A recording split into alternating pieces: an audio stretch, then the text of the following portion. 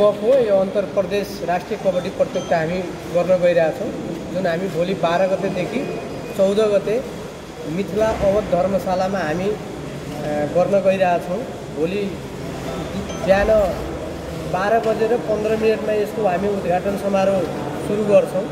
यसमा 7वटा प्रदेशको 7वटा टिम हुन्छ। टिममा हाम्रो एउटा टिममा 12 जनाको दरले हुन्छ र हाम्रो टोटल खेलाडीको सङ्ख्या यो प्रतियोगितामा 84 जना हुन्छ। भोलिको प्रमुख अतिथि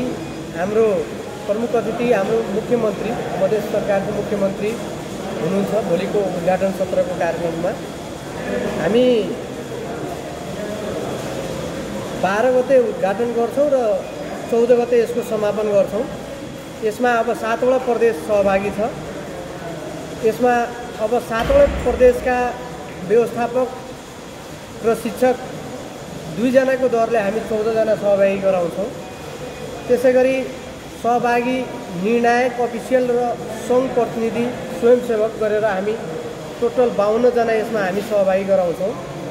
त्यसै गरी प्रतियोगितामा विजेताहरूलाई मेडल, प्रमाणपत्र र ट्रफी हामीले प्रदान गर्नेछौँ। सहभागी खेलाडी, निर्णायक, अफिसियल, स्वयंसेवकलाई प्रमाणपत्र तथा प्रशंसा पत्र हामीले प्रदान गर्छौँ र यसका टिम जो विजेता हुन्छ उसका हामी कार्यविधि अनुसार हामीले पुरस्कार वितरण गर्छौँ। प्रतियोगिता हाम्रो कुल लागत, यसको बजेट 50 लाखको रहेको छ। यो भोलिको जुन प्रतियोगिता छ यो 3 दिन चल्ने, यसको लागत चाहिँ 50 लाख रहेको छ। यसलाई चाहिँ यो खेलकुद तथा समाज कल्याण मन्त्रालय आयोजक हुन्छ। यसका सहयोगी मधेस खेलकुद परिषद र सहकारिता कबड्डी सङ्घ मधेस प्रदेश हुन्छ। यसमा चाहिँ हामी तपाईँ सबैलाई हातमा दिएका छौँ। थप केही कुरा छ भने हामी कुरा गरौँ। हाम्रो कार्यक्रम भोलि 12देखि 12:15मा सुरु गर्छ। पुरस्कार राशि कति हो?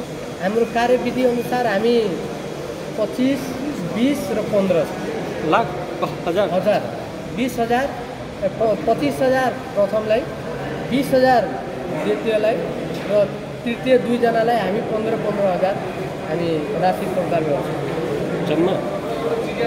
जम्मा रकम